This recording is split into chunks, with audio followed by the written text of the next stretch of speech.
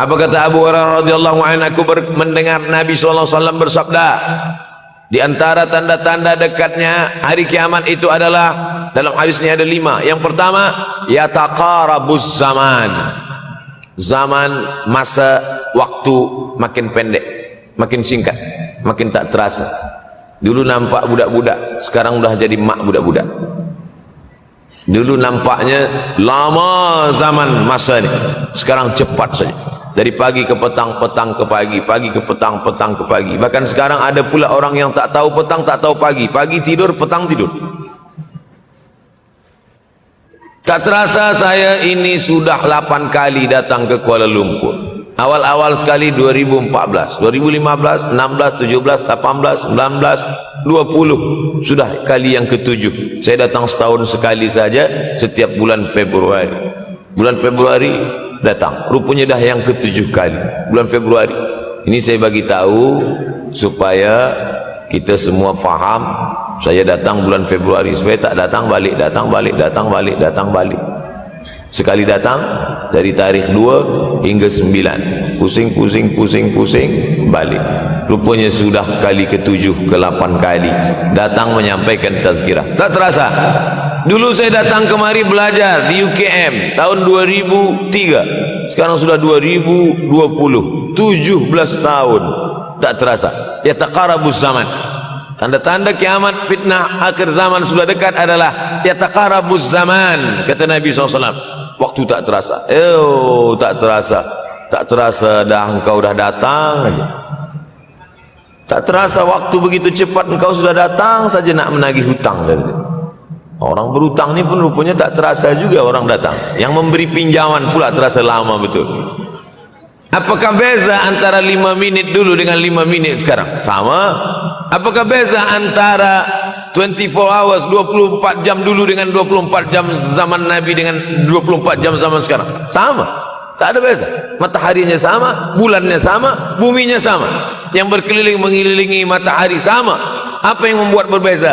Apa yang membuat zaman itu yataqarabuz zaman?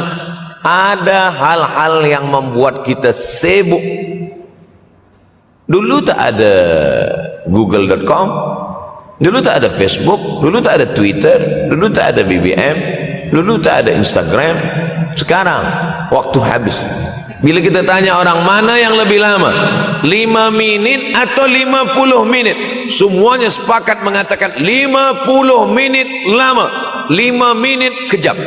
Saya tanya 2 kali, pelajar-pelajar, penuntut-penuntut, mana yang lebih lama, 5 minit atau 50 menit? Semuanya berkata 50 menit lebih lama daripada 5 menit. Lepas tu saya balik, mana yang lebih lama? 5 menit menunggu azan maghrib bulan puasa, 50 menit status FB, Instagram. Oh, lebih lama 5 minit menunggu azan maghrib. 5 minit menunggu azan maghrib bulan puasa macam-macam mati jam. 50 menit hilang waktu tak terasa. Itu menunjukkan hadis Nabi itu, semakin saya baca hadis Nabi, makin kuat keyakinan saya, makin kuat iman saya, makin hilang keraguan saya bahwa yang berbicara ini bukan manusia biasa, tapi dia dapat wahyu dari Allah. Wa ma yantiqu anil hawa in huwa illa wahyun yuha, melainkan wahyu dari Allah Subhanahu wa taala. Yataqarabuz zaman. Masa begitu cepat berlalu tak terasa. Sebulan seperti sepekan, sepekan seperti sehari, sehari seperti sesaat. Akhirnya kita pun kehilangan waktu, habis. Saya Ustaz Abdul Samad, memang zaman ni tak terasa cepat betul. Rasa-rasa kejap dah bulan Ramadan, tak terasa baru saja Idul Fitri dah masuk pula lagi. Masya Allah, begitu cepatnya masa berlalu. Maka jangan sampai semakin saya baca hadis ni, semakin kuat keyakinan saya bahawa Nabi Muhammad sallallahu alaihi wasallam mendapat wahyu dari Allah Subhanahu wa taala. Semakin kuat keyakinan dan keimanan. Kenapa? Seandainya Nabi berkata zaman nanti di akhir zaman itu semakin cepat, semakin dekat, semakin berlalu tak terasa, tapi kemudian zaman yang kita lalui tak sama seperti yang dikatakan Nabi. Mungkin datang juga keraguan dalam hati, betulkah ini? Tapi ternyata 1441 tahun lampau, 1440 tahun yang lalu Nabi mengatakan dan hari ini terbukti zaman begitu cepat berlalu. Masya Allah, tabarakallah. Hari inilah ditemukan internet, hari ini datang television, hari ini datang WhatsApp, hari ini datang yang melalaikan kita daripada Allah subhanahu wa ta'ala, sehingga waktu datang sembang-sembang, cerita-cerita, tengok ini, update ini, tulis ini, tengok ini, pandang ini, habis waktu berlalu. Padahal waktu inilah yang akan ditanya oleh Allah subhanahu wa ta'ala. 6 kali Allah bersumpah demi waktu. Terbit fajar, wal fajri wa layalin nashr, masuk waktu subuh, was subhi idza tanaffas, masuk waktu duha, wad duha wal laili idza saja, masuk waktu siang, wan nahari idza tajalla, masuk waktu asar, wal asri innal insana lafi khusr, masuk waktu malam. 2 kali Allah bersumpah demi waktu malam, wal laili idza saja, wal-laili idza yaghsha. Kenapa hadis ini yang Ustaz bahaskan? Kami nak mendengar hadis tentang Dajjal dah lahir atau belum? Dajjal dah hadir. Mana bukti Dajjal dah hadir? Kurma bisan tidak lagi berbuah. Bila kurma bisan tidak berbuah, Dajjal dah nak datang. Kurma bisan sekarang sudah berkurang, tak berbuah. Lalu kemudian apa lagi? Ain Zuhar, mata air dari Ain Zuhar sudah kering, sudah kering. Oleh sebab itu, tapi manakala dulu datang Habib Omar bin Hafiz,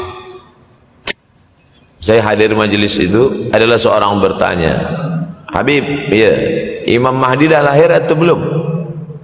Saya tengok Habib menjawab, sepertinya dia macam tak suka pertanyaan. Kata dia, kita tak perlu mencari-cari dia dah lahir atau belum, kampung dia di mana, dia lahir di hospital mana, dia tak perlu.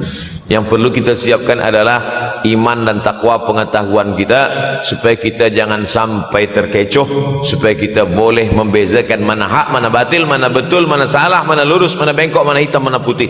Sehingga dengan istiqomahnya kita beribadah ini, kita boleh membezakan mana Al-Masih yang original, yang asli, mana Al-Masih Ad-Dajjal. Makanya tadi sebelum salam kita berkata, Allahumma inni a'udzubika min azabi jahannam wa min azabil qabri wa min fitnatil mahya wal mamat wa min syarri fitnatil masihid dajjal. Membaca, menghafaz 10 ayat di awal surah Al-Kahfi. Siapa yang menghafaz 10 awal ayat, hadis lain mengatakan 10 akhir, 10 awal 10 akhir, elok dua-duanya. Tapi Masya Allah, tabarakallah, anak-anak kita yang pakai jubah, pakai sorban putih ini, daripada tahfiz Quran, mereka tidak hanya menghafaz 10 awal 10 ujung, dari awal sampai ujung dia hafaz, 30 juzuk dia hafaz. Mudah-mudahan anak-anak kita penghafaz Al-Quran. Allahumma ja'al abna'ana wa banatina min huffazil Quran wal hafizat. Jadikan anak-anak kami menjadi para penghafaz Al-Quran, ya Allah, supaya selamat dia daripada fitnah Al-Masih Ad-Dajjal. Tapi saya pilihkan hadis tentang yang 5 ini. Dengan 5 ini kalau kita amalkan, insya Allah Allah akan selamatkan kita dari fitnah akhir zaman ini. Yang pertama, manfaatkan waktu, kerana waktu di akhir zaman ini yataqarabus zaman, kerana waktu semakin dekat tak terasa, hilang, berlalu. Maka isilah waktu ini dengan ibadah. Jangan sampai ada waktu yang kosong. Duduk sejenak kosong, berselawat, Allahumma salli ala sayyidina Muhammad wa ala ali sayyidina Muhammad, Allahumma salli ala sayyidina Muhammad wa ala ali sayyidina Muhammad. Sempat-sempatkan ambil wuduk, solat duha walau 2 rakaat. Sempat-sempatkan sebelum tidur malam solat witir 3 rakaat, supaya tidur kita sentiasa dalam wuduk, dan kita sempat solat witir. Andai mati kita malam itu, insyaallah mati dalam keadaan husnul khatimah. Usolli sunnatul witri 3 rakaatin lillahi ta'ala. Nanti malam jaga, tidak witir lagi, hanya tahajud saja. Sempat-sempatkan solat tahajud. Elok amat sangat baik solat wuduk 2 rakaat. Usolli sunnatul wuduk rakaatain lillahi ta'ala. Selepas solat wuduk, solat sunat taubat. Usolli sunnatul taubat rakaatain lillahi ta'ala. Selepas solat sunat taubat, solat sunat hajat. Usolli sunnatul hajat. Selepas itu barulah solat sunat tahajud 8 rakaat. Nak tambah lagi 10, 12, 14, elok, tak salah, karena dia tiada batasan. Adakah sahabat Nabi yang melakukan ini? Ada. Qatadah bin Nu'man, dari selepas Isya sampai azan subuh. Imam Ahmad bin Ambal, dari selepas Isya sampai azan subuh. Bahkan mereka mengkhatamkan Al-Quran dalam tahajud mereka. Maka bahkan ada imam yang disebut dengan As-Sajjad, Kerana banyak sujud kepada Allah Subhanahu wa ta'ala. Kerana akhir zaman ini godaan begitu besar. Dulu orang tengah malam tahajud, jam 2 malam, jam 3 malam dia bangun. Kerana dia membaca hadis sab'atun yudhilluhumullah. Ada 7 golongan yang mendapatkan naungan Allah. Yauma la dhilla illa dhilluh. Hari itu tak ada naungan kecuali naungan Allah. Rajulun, ada seseorang. Zakarallah, dia berzikir mengingat Allah. Khalian, di tengah malam, tak ada manusia. Fafadat ainahu, menetes air mata. Maka yang pertama ini, jangan sampai kita kehilangan waktu.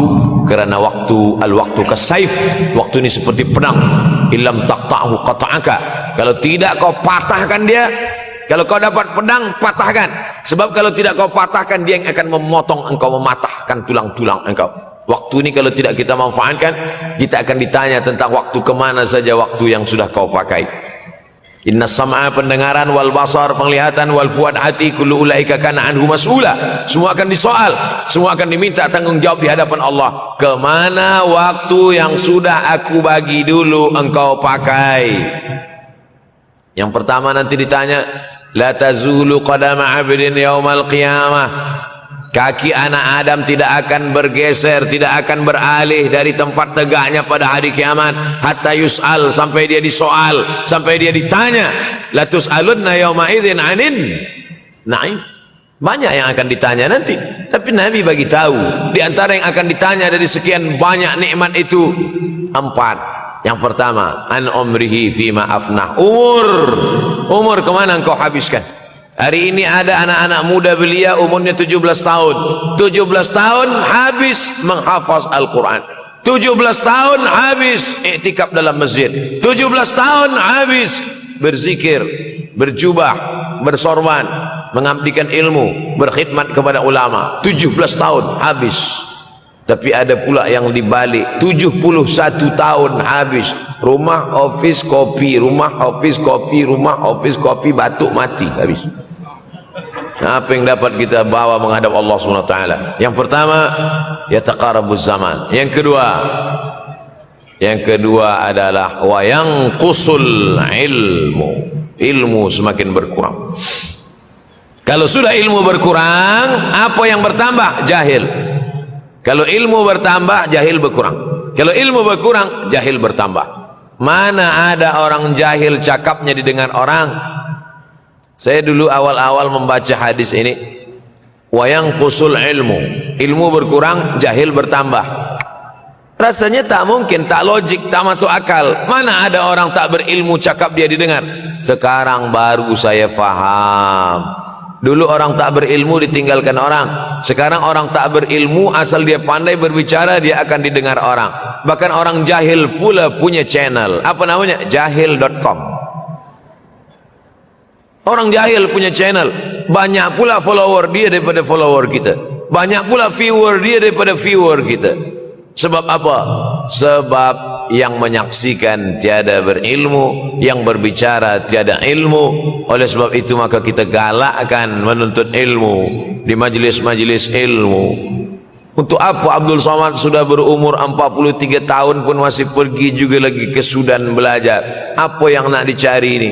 Tak lain tak bukan, mudah-mudahan kita termasuk orang yang sampai akhir hidupnya mencari ilmu, insyaAllah. Saya datang kemari bukan niat mengajarkan ilmu. Saya datang ke Malaysia tetap niatnya belajar mencari ilmu. Man salaka tariqan, siapa yang melangkahkan kaki melalui suatu jalan, yaltamisu fihi ilman, siapa yang melalui suatu jalan niatnya untuk mencari ilmu, sahalallahu lahu bihi tariqan ilal jannah, dimudahkan Allah jalannya menuju surga. Innallaha la yantazi'ul ilma intiza'an. Innallaha la yanzi'ul ilma intiza'an. Allah kalau mencabut ilmu, bukan macam mencabut pokok kayu dari tanah. La yantazilul ilmu intiza'an. Allah tidak mencabut ilmu macam mencabut pokok kayu dari tanah hingga ke akarnya, tidak.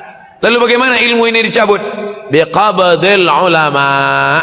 Dengan matinya ulama, maka habislah ilmu. Meninggal Imam Syafi'i, berkurang ilmu. Meninggal Imam Nawawi, berkurang ilmu. Meninggal Imam Fulan, berkurang ilmu. Maka yang hadir adalah al-juhala. Yang lebih menakutkan lagi adalah al-juhala bi thawbil ulama. Orang jahil dengan pakaian ulama. Abdul Somad tidak mengatakan dirinya ulama. Saya selalunya membacakan ayat Quran, membacakan hadis Nabi, menyampaikan fatwa ulama. Tak pernah saya berceramah, bertausiah. Menurut saya, siapa saya? Siapa kita? Syafi'i manusia, saya manusia. Syafi'i boleh berfatwa, saya juga boleh berfatwa. Imam Syafi'i berfatwa Al-Quran 30 juzuk dalam kepala dia. Kita juzuk 30 pun kadang-kadang hilang. Imam Syafi'i balik dari masjid ke rumah, dia tutup telinga. Datang orang bertanya, Syafi'i, ya, kenapa engkau tutup telinga? Sebab bila aku dengar dari masjid ke rumah, semua yang aku dengar masuk tu semua aku ingat. Aku takut dia ingat di dalam, maka aku tutup. Kita, yang saya sampaikan tadi pun tak ingat. Oh, Ustaz mengejek kami. Enggak. Jangankan yang mendengarkan, yang bercakap pun tak ingat. Nasib baik datang orang Jepun mengingatkan kita. Nah, ini nama dia Sony. Manusia ini lupa. Oleh sebab itu maka yang kedua, akhir zaman, wa yanqusul ilmu makin kurang. Maka bersyukur anak-anak yang dimasukkan ke rumah tahfiz. Kalau ada rumah tahfiz di kampung biasa, kalau ada rumah tahfiz di desa, dusun biasa, tapi ada tahfiz di tengah kota besar Kuala Lumpur, masih ada lagi rumah tahfiz Quran. Siapa yang mewakafkan rumah tahfiz? Siapa yang memberikan beras? Siapa yang memberikan duit? Siapa yang memberikan belanja? Siapa yang mengirimkan ustaz? Masya Allah, tabarakallah. Maka ini semua mudah-mudahan kita istiqamah semuanya insyaAllah. Supaya apa? Supaya lahirlah anak-anak kita yang alim, berilmu. Karena ini makin banyak orang jahil. Alftau bi ghairi ilmin, memberikan tazkirah, fatwa tanpa ilmu. Dhalla wa adalla, dhallu wa adallu, sesat, menyesatkan. Kalau setakat sesat saja, ini sudahlah sesat, menyesatkan. Na'udzubillah. Masuk yang ketiga. Yang ketiga adalah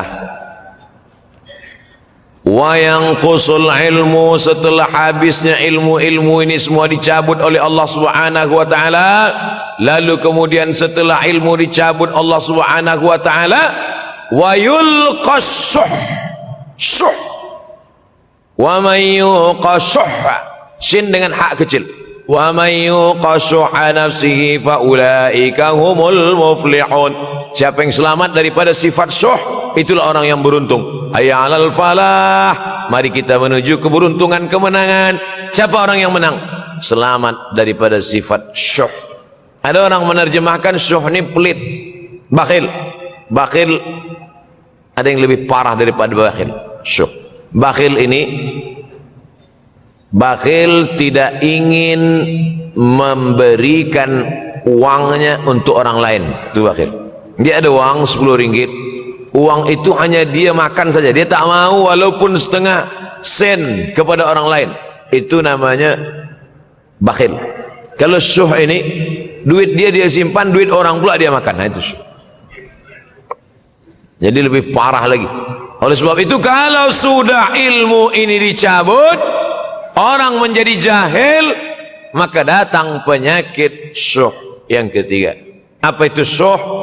Hubbud dunya, hubbul mal, wa tuhibbul mala hubban jamma. Engkau sayang kepada harta, amat sangat sayang. Dia pegang semuanya sampai tak meleleh, tak menetes walaupun satu tetes. Akhirnya mereka inilah pendusta-pendusta agama. Ara'aital ladzi yukadzibu biddin, tahukah kamu siapa itu yang mendustakan agama? Fadzalikal ladzi yad'ul yatim, mereka itu yang membiarkan anak yatim. Wala yahuddu ala ta'amil miskin, dia tidak mempedulikan makanan orang miskin. Sebab apa? Bukan sebab tak ada harta, sebab syuh. Kenapa syuh? Sebab tak ada ilmu. Tak ada ilmu tentang akhirat. Dia pegang, dia simpan, mati, habis. Yang dia bawa hanyalah 1, 2, 3 helai kain kafan saja. Itulah mengapa Sultan Turki, Sultan Muhammad Al-Fatih, Sultan Abdul Hamid, coba tengok gambar Sultan Muhammad Al-Fatih, Sultan Abdul Hamid Turki dulu. Sorban dia besar-besar. Saya dulu terkejut, lama saya tengok, kenapa sorban orang Turki ini besar-besar? Lama-lama saya baca, rupanya sorban orang Turki itu kain kafan. tuan-tuan balik dari sini beli kain kafan 2 meter, ikatkan kepala, bawa sembahyang supaya ingat mati. Bolehkah menyiapkan kain kafan? Baca kitab Tanbihul Mughtarrin, peringatan bagi orang-orang yang tertipu. Di situ ditunjukkan banyak ulama, bahkan mereka menggali tanah di dalam rumahnya, malam-malam dia tahajud, selepas tahajud dia duduk di dalam tanah itu supaya terasa bagaimana rasanya mati. Gali tanah 2 meter, masuk ke dalam. Tapi kalau nak buat itu kita saja dengan Allah. Jangan pula, banyak juga orang sekarang udah gali tanah masuk ke dalam, streaming pula. Hai guys, nak rasakan mata, mana boleh terasa. Kita saja masuk ke dalam, rasakan macam mana rasa. Sebab kalau cakap saja, marilah kita ingat mati, takutlah kita pada mati, kita tak tahu bagaimana rasa mati. Kalau nak merasakan bagaimana rasa mati, nanti kalau ada orang mati meninggal dunia, masuk kita ke dalam, kita sambut jenazah, kita letakkan, kita duduk, rasakan. Ketika Fatimah meninggal, Fatimah emak Sayyidina Ali meninggal, Nabi masuk ke liang lahat. Masuk Nabi ke liang lahat, Nabi berdoa di dalam.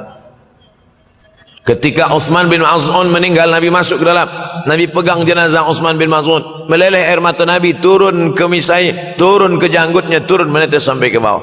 Merasakan bagaimana rasanya di dalam. Dulu saya pernah berjumpa dengan seorang pemuda, telinga dia pakai anting subang, lalu kemudian saya tengok banyak tato dia. Saya tanya, macam mana cerita awak bertaubat dulu? Mak saya meninggal, Ustaz Abdul Somad. Lepas tu saya tegak di tepi kubur. Macam ada yang menolak saya dari belakang, masuk saya ke dalam. Masa masuk itulah terasa sejuk di kaki, datang rasa takut saya. Makanya kalau ada orang yang sudah kita bagi tazkirah, bagi nasihat tak juga, nanti ada orang meninggal, bawa dia agak dekat, senggolkan sikit, jatuh. Gitu caranya supaya kita terasa mati ini, supaya apa? Hilangkan penyakit syuh, cinta harta, takut mati, dan membuat kita menjadi bakhil, pelit. Na'udzubillah. Yang keempat, wa tazharul fitan. Ini yang terkait dengan tajuk kita yang keempat. Wa tazharul fitan.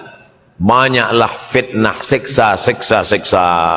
Dulu masa saya kelas 1 madrasah tahun 1990, berkumpullah kami bersama-sama dengan cikgu mengkaji masalah apa? Masalah Bosnia Herzegovina, mengamuk Slobodan Milosevic, menghancurkan umat Islam di Bosnia. Sampai ada yang meminta fatwa kepada Syekh Yusuf Al-Qardawi, bolehkah perempuan yang perempuan Bosnia yang dirogol tentara Serbia hamil, bolehkah dia menggugurkan anaknya? Kata Syekh Yusuf Qardawi, tak boleh. Maka dia biarkan saja anak itu lahir dan dia tidak dianggap berdosa karena ini sudah takdir Allah SWT. Bagaimana mereka dibunuh? Maka makin banyaklah selepas Bosnia datang pula yang terjadi di Rohingya, di Uighur.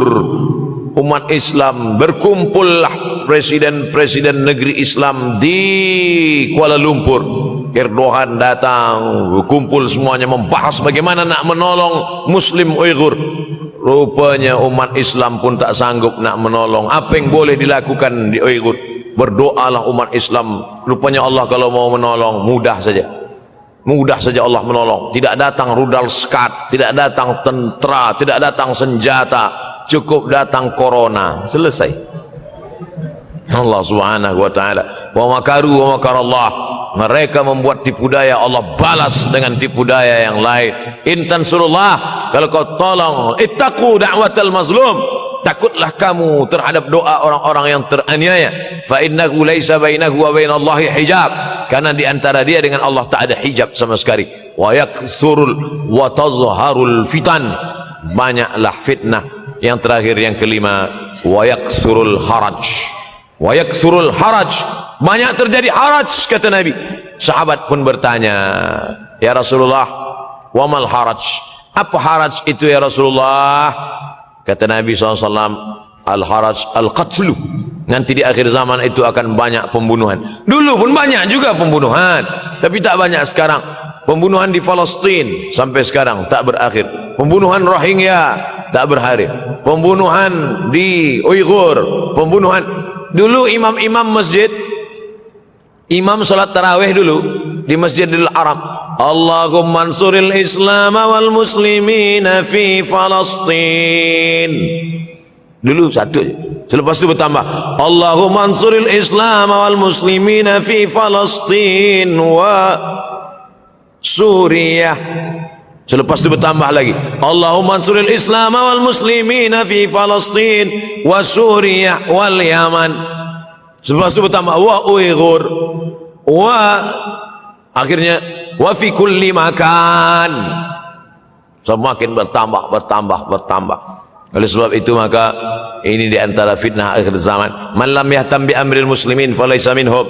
Selepas kita kaji hadis ini, apa tujuan kita? Tujuan kita semakin menguatkan keyakinan, banyak-banyak beribadah, nasihatkan anak menantu, sahabat, jiran, tetangga supaya semakin istiqamah menjalankan syariat, rajin-rajin solat berjamaah, banyak-banyak berzikir, khatamkan Al-Quran, banyak-banyak berinfak, banyak-banyak bersedekah. Andai mati kita, insyaallah mati dalam keadaan husnul khatimah. Saya dimaklumkan bagi tazkirah 40 menit saja. Tadi saya mulai pukul 7 kurang 10, sekarang sudah 7.32. Corruption 2 menit. Ustaz, ada seorang pakcik datang kepada saya. Dia suruh saya simpan duit dia. Alhamdulillah. Dia cakap nanti ada masa dia datang ambil. Tapi sampai sekarang sudah 1 tahun pakcik itu tak sampai duit dia banyak. Yang saya nak tanya, bagaimana saya nak pulangkan duit dia sementara saya tak tahu nama dia dan dia ahli keluarga dia di mana. Akan datang, mana tahu datang lagi pakcik macam ni juga. Mana tahu macam ini, bukan dia tapi macam ini datang, tanyalah nama dia, nombor telefon, IC anak dia. Tapi rasa-rasanya saya dah 43 tahun belum jumpa dengan pakcik macam ni lagi. Unik ni pakcik. Sebab apa? Ini terkait dengan masalah harta. Wadi'ah. Wadi'ah adalah barang yang kita titipkan, yang kita wasiatkan, yang kita pesankan. Banyak orang masalah harta ni susah. Menguji emas dengan api, menguji manusia dengan harta, dengan uang. Disitulah baru nampak mana kawan, mana lawan kalau sudah terkait dengan benda, dengan materi, dengan harta, dengan duit, dengan uang. Oleh sebab itu maka tulis, ini barang dah jadi dah. Lalu bagaimana? Kita tak tahu dia di mana. Maka cari ahli warisnya. Ahli waris tak jumpa juga, balikkan kepada masalih ammah. Masalih ammah maknanya yang dipakai umat Islam secara umum. Masjid, hospital, anak yatim, usia emas, fakir miskin, bagikan kepada mereka. Bila kita ada pinjam uang orang, selepas 10-15 tahun kita nak bayar, kita tak tahu dia di mana. Anak cucunya pun sudah tak ada. Awak dah cari dia? Sudah Ustaz. Kamu dah cari anak menantu dia? Sudah. Di mana kamu cari? Di Google. Mana dapat? Carilah ke kampung dia. Tak dapat juga, maka diberikan kepada masalih ammah. Masalih ammah, kepentingan orang banyak. Kepentingan orang banyak, masjid, hospital, anak yatim, fakir miskin, orang banyak. Bolehkah saya bagi ke tahfiz? Boleh. Sebab tahfiz juga masalih ammah, orang banyak. Saya Fulan bin Fulan. Sekarang sudah terjadi banyak tanda-tanda kiamat kecil. Apakah antara tanda-tanda kiamat besar dan amalan yang boleh? Di antara tanda kiamat besar, datangnya Al-Mahdi, datangnya Al-Masih Dajjal, turunnya Isa Al-Masih, keluarnya binatang yang berbicara kepada manusia, terbitnya matahari dari barat. Tanda-tanda besar. Kita tidak disuruh mencari-cari, menunggu-nunggu, menengok-nengok. Allah Ta'ala bagi tahu itu, Nabi bagi tahu itu supaya kita siap-siap. Kalau kita dibagi tahu kamu akan mati, Abdul Somad kamu akan mati, bukan saya nak cari-cari bila saya mati lalu kemudian saya datang ke doktor, doktor tolong cek jantung saya kira-kira tahun berapa saya mati. Bukan. Bila kita diberitahu kamu akan mati, maka yang perlu kita siapkan adalah bekal untuk mati. Begitu juga dengan kiamat ini. Dunia akan kiamat. Bukan kita cari tahu bila kiamat akan terjadi, tapi maknanya kita siapkan bahwa rumah kita yang besar akan hancur, bahwa kereta kita yang cantik akan hancur, bahwa kita pun akan hancur dimakan cacing tanah. Maka siapkanlah bekal untuk menghadap hari kiamat. Itu maknanya. Yas'alunaka 'anis sa'ati ayyana mursaha. Mereka bertanya kepadamu bila hari kiamat. Qul la ya'lamuha illahu. Yang tahu hanya Allah sahaja. Manakala Nabi sedang sampaikan tazkirah, ada seorang bertanya, "Ya Rasulullah, mata sa'ah? Bila terjadi hari kiamat?" Nabi tak ada jawab. Nabi tanya balik, "Ma'adatlaha?" Nabi tak jawab. "Ma'adatlaha?" Apa yang kamu siapkan untuk menyambut hari kiamat itu? Apa jawab dia? Hubbullah wa rasul. Hubbullahi wa rasulih. Aku cinta kepada Allah dan Rasulullah. Kata Nabi SAW, cintamu kepada Allah dan Rasulullah SAW sudah menyelamatkanmu. Maka yang perlu dari pertanyaan jamaah kepada Nabi itu menunjukkan apa yang sudah kita siapkan untuk menghadapi hari kiamat.